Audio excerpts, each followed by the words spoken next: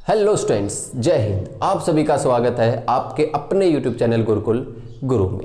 आज की इस वीडियो में हम डोमेन के बारे में बताने वाले हैं कि किसी भी फंक्शन का डोमेन चुटकियों में कैसे हम फाइंड कर सकते हैं। तो बहुत सारे बच्चों को प्रॉब्लम आती है, कन्फ्यूजन हो जाता है कि कहाँ पर हम क्या अप्लाई करें।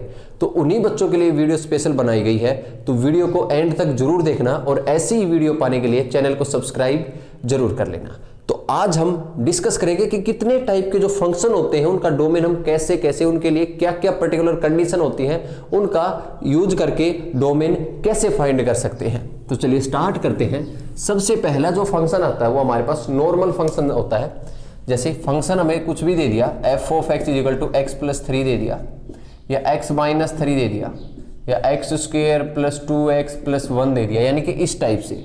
तो ये linear, quadratic, bi quadratic, cubic, यानी कि कोई भी पोलिनोमियल होता है, सिर्फ नॉर्मल पोलिनोमियल होता है, कोई भी अदर कोई कुछ भी नहीं होता, किसी भी तरीके का साइन नहीं होता, कुछ भी डिनोमिनेटर में नहीं होता, कोई अंडर रूट नहीं होता, सिर्फ एक पोलिनोमियल होता है हमारे पास। तो उस टाइप के फंक्शन का ऑलवेज जो डोमेन आता है वो कैसा आता है बेटा? डोमेन हमेशा आर से बिलोंग करता है। किससे बिलोंग करता है? आर से, यानी कि रियल नंबर से। सेकेंड टाइप का जो फंक्शन होता है वो हमारे पास कुछ ऐसा हो सकता है, ये फर्स्ट टाइप का हो गया।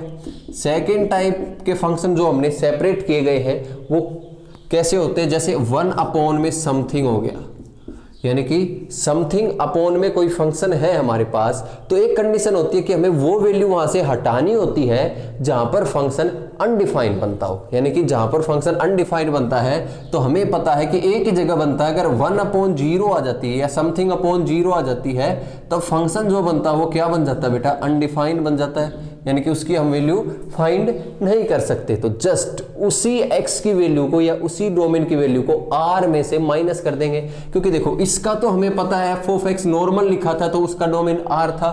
अब हमने क्या किया, इसकी एक वैल्यू निकालने की कहां पर ये 0 बन रहा है। सपोज करो हमें फंक्शन दे रखा है, for example f of x equal to 1 upon x minus 3 दे रखा है। इसका डोमेन पूछा तो ये देखो 1 अपॉन में फंक्शन है तो क्या होना चाहिए, ये अगर इस ये नॉर्मली होता, इस तरीके का होता तो देखो r से बिलोंग कर रहा होता, पर ये आ गया x माइनस 3।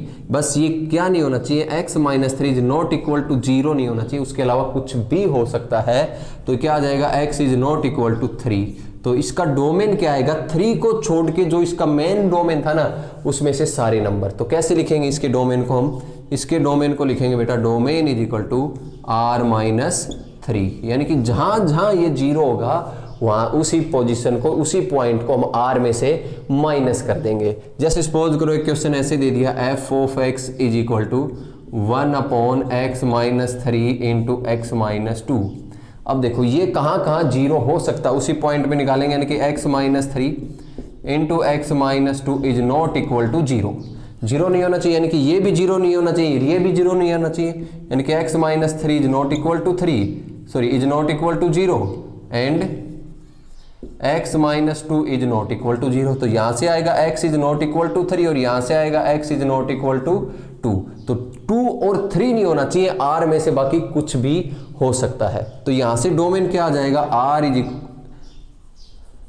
डोमेन हमारे पास आ जाएगा बेटा, डोमेन r माइनस करली ब्रैकेट में 2 और 3। ठीक है, यहां पर ब्रैकेट का भी ध्यान रखना है, open bracket close bracket use नहीं होंगे, वो एक जगह से लेकर दूसरी जगह तक की सारी वैल्यू कवर करने के लिए यूज होते हैं, और करली ब्रैकेट यूज होते हैं सिर्फ और सिर्फ उन पॉइंट को बताने के लिए कि जहां पर फंक्शन हमें अनडिफाइंड दे रहा है उनको हमने माइनस किया, जस्ट 2 और 3 को माइनस किया।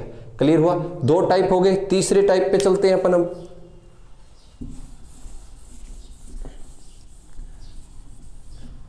तीसरा जो टाइप आता है वो अपने पास आता है अंडर रूट में f ऑफ x आ जाए। भाई क्या आ जाए? अंडर रूट में कोई फंक्शन है तो हमने एक चीज पढ़ते आ रहे हैं हम 9th में 10th में कि नेगेटिव क्वांटिटी का अंडर रूट नहीं होता है, क्योंकि यहां पर बात चल रही है रियल वैल्यूज में। तो रियल वैल्यूज में कभी भी नेगेटिव क्वांटिटी का अंडर रूट फाइंड नहीं कर सकते। तो इसका मतलब क्या हो जाएगा, यहां से बेटा हमारे पास f ऑफ x है वो क्या होना चाहिए, always greater than is equal to 0। क्या होगा? ग्रेटर देन इक्वल टू 0 हो जाएगा। तो सपोज करो कोई एग्जांपल दे रखा है, जैसे अपने को दे रखा है x प्लस 3, तो इसके अंदर एक फंक्शन दे रखा है, तो ये क्या हो जाएगा, x plus 3 is always greater than equal to 0। अब ये 0 भी हो सकता है, ठीक है, तो ये क्या हो जाएगा, x greater than equal to -3, यानी कि यहाँ से हमारे पास जो डोमेन आया बेटा वो क्या आ गया, डोमेन आ गया -3 से लेके इनफाइनाइट, और -3 पे ओपन ब्रैकेट आएगा, क्योंकि ये हमारे पास जीरो भी हो सकता है, क्योंकि अंडररूट जीरो हम फाइंड कर सकते हैं क्या होता है, जीरो होता है। क्लियर हुआ, किसी बच्चे को शायद अब तक कोई कंफ्यूजन नहीं होगा। नेक्स्ट जो आता है बेटा अपने पास क्या आता है, फोर्थ नंबर, वो आता है अगर 1 में अंडररूट एफ ऑफ एक्स दे रखा हो अपने को, 1 में फंक्शन दे रखा है और उसका अंडररूट दे रखा है, तो देखो अंडररूट की तो वही कंडीशन है कि वो जीरो या जीरो से बड़ा होगा। दूसरा ये 1 में आ गया, यानी कि इसको भी मिक्स कर दिया। देखो तो इसकी कंडीशन क्या थी, ये जीरो नहीं हो सकता। इसकी कंडीशन क्या है कि ये नेगेटिव नहीं हो सकता, यानी कि सिर्फ और सिर्फ क्या रहेगा, दोनों को जब मर्ज करेंगे तो ये फंक्शन ऑलवेज जीरो से बड़ा रहेगा। यानी कि यहाँ से हमारे पास क्या आ जाएगा, जो भी एफ ऑफ एक्स है ऑलवेज ग्रेटर देन जीरो रहेगा। ये नोट कर लेना भाई, बहुत काम की चीजें है। ठीक है, अब देखो हमारे पास या कोई भी एग्जांपल ले लेते हैं, 1/√, हमने ले लिया x² - 4, तो अब ये देखो 1/√x² - 4 है, तो फंक्शन क्या बोल रहा है यहाँ पर, ये देखो रूट, इसकी कंडीशन पढ़ो कि एफ ऑफ एक्स वो ग्रेटर देन जीरो रहेगा, यानी कि क्या आ जाएगा, x² - 4 ग्रेटर देन जीरो। अब इक्वल टू का साइन नहीं लगेगा, क्योंकि ये जीरो बन गया तो नॉट डिफाइन हो जाएगा, वो वैल्यू तो अपने को लेनी ही नहीं है। तो ये क्या आ जाएगा, x² greater than 4 than x greater than +-2। अब क्या करेंगे, देखो 2 पॉइंट आ गए, तो हम क्या करेंगे, वेविक्रॉ मेथड लगाएंगे, पॉइंटों को डिनोट करेंगे, पहले छोटा फिर उससे बड़ा आगे। अब वेविक्रॉ मेथड यानी कि प्लस माइनस प्लस, अब ये ग्रेटर देन का साइन बोल रहा है, तो क्या आ जाएगा, यहाँ से यहाँ और यहाँ से यहाँ पॉजिटिव, यानी कि ग्रेटर देन का मतलब होता है बड़ा, बड़े का मतलब पॉजिटिव। तो क्या आ जाएगा, यहाँ से हमारे पास -∞ से -2 के ऊपर क्लोज और यूनियन 2 से इनफाइनाइट आ जाएगा बेटा। क्लियर हुआ, किसी बच्चे को अभी तक शायद कोई कंफ्यूजन नहीं होगा। चलिए तो आगे बढ़े, नेक्स्ट क्वेश्चन, नेक्स्ट टाइप देखते हैं। हमारे पास 4 टाइप हो चुकी है, ये सबसे इंपॉर्टेंट छोटी छोटी बातों का ध्यान रखना बस, ठीक है।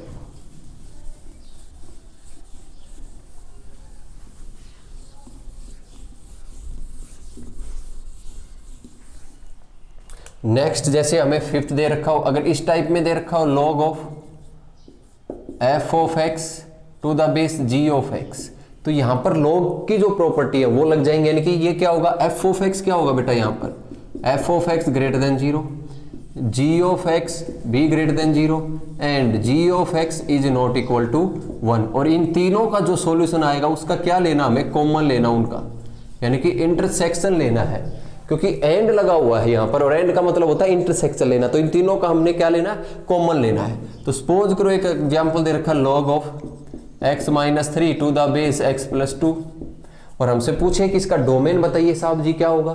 तो डोमेन देखो कैसे निकाला, हमने देखा f ऑफ x, यहाँ पर कंडीशन दे रखी भी f of x greater than 0, यानी कि x - 3 ग्रेटर देन 0, यानी कि x ग्रेटर देन 3, ठीक है। दूसरा क्या बोल रहा है, x +2 ग्रेटर देन 0, यानी कि x ग्रेटर देन -2। तीसरी कंडीशन क्या थी, x +2 is not equal to 1 then x is not equal to -1, -1 के बराबर भी नहीं हो सकता x। तो ये तीनों कंडीशन आ गई, तीनों को लेके चलेंगे। तो ये क्या बोला, 3 से बड़ा, तो सभी पॉइंटों को प्लॉट कर देते, ये -2, ये -1, ये 3, ये बोला 3 से बड़ा, तो भाई 3 से लेके चलो इनफाइनाइट तक चले गए, 3 से बड़ा ही मिलेगा हर पॉइंट पे। अब बात करते, ये बोला -2 से बड़ा, तो -2 से लेके इधर चले गए, और ये बोल रहा है कि x is not equal to -1, यानी कि -1 भी नहीं हो सकता, तो -1 के ऊपर क्या आएगा, ओपन ब्रैकेट। इसके अलावा सारे नंबर बोल रहा है कि कुछ भी हो सकता है, ठीक है। अब इन तीनों का कॉमन लेना, कॉमन कैसे लेंगे, जहां पर तीनों लाइनें प्रेजेंट है उस एरिया को कॉमन कर देंगे। तो यहां से देखो 3 से लेके इनफाइनाइट हमारे पास क्या आ जाएगा, कॉमन आ जाएगा, तो ये इसका क्या हो जाएगा, डोमेन हो जाएगा। क्लियर हुआ भाई, किसी बच्चे को कोई प्रॉब्लम नहीं होगी। चलिए आगे बढ़ते भाई, नेक्स्ट क्या आता है, नेक्स्ट हमारे पास आ जाता है, जैसे हमें दे रखा हो sine inverse f of x और cos inverse f of x दे रखा हो, तो कैसे होता है, देखो साइन इनवर्स x की जो वैल्यू होती है ना वो -1 से 1 के बीच में रहती है, यानी कि ये जो f ऑफ x है ना ये हमेशा क्या रहेगा, f of x greater than equal to -1 and less than equal to 1, दोनों ही केस में बेटा, दोनों ही केस में ऐसा ही रहेगा। सपोज करो हमसे पूछ लिया भाई चलो बताओ इसका डोमेन बताओ x +3 का क्या होगा, तो हमें कुछ नहीं करना, कुछ भी घबराने की जरूरत नहीं है, हमें पता है इसके अंदर जो वैल्यू है वो -1 से 1 के बीच में ही रहेगी, तो फटाक से -1 से बड़ा कर देंगे x +3 और छोटा कर देंगे 1 से, तो 3 को एक बार इधर और एक बार इधर, तो ये क्या हो जाएगा, -1 प्लस में -1 -3 greater than equal to x और लेस देन इक्वल टू 1 -3 हो जाएगा बेटा। उसके बाद देखो नेक्स्ट क्या आ जाएगा यहाँ से, ये -4 greater than equal to x और लेस देन इक्वल टू -2, यानी कि -4 से लेके -2 के बीच में हमारा क्या आ जाएगा बेटा, इसका डोमेन आ जाएगा। क्लियर हुआ? किसी को कोई कन्फ्यूजन नहीं होगा। ठीक है, तो ये कुछ फंक्शन होते हैं जिनका हम डोमेन निकालते हैं। कुछ पर्टिकुलर हर एक फंक्शन की छोटी छोटी कंडीशंस होती हैं, इन्हीं का यूज करके हम निकालते हैं। तो ये एक छोटी सी वीडियो बनाई थी। जो बच्चे कंफ्यूज होते हैं, खासकर जो नए नए अभी 11th क्लास में आए हैं, डोमेन और रेंज निकालने के लिए कंफ्यूज होते हैं, तो डोमेन के बारे में मैंने आपको बता दिया। रेंज के लिए भी एक अलग सी वीडियो लेके आएंगे और एक प्रॉपर फंक्शन चैप्टर के लिए अलग सी वीडियो आएगी। तो फटाफट से काम कर लो, चैनल को सब्सक्राइब कर लो, अपने दोस्तों के साथ शेयर कर लो। ठीक है, ओके स्टूडेंट, बाय बाय, जय हिंद। मिलते हैं नई वीडियो में, तब तक के लिए जय हिंद।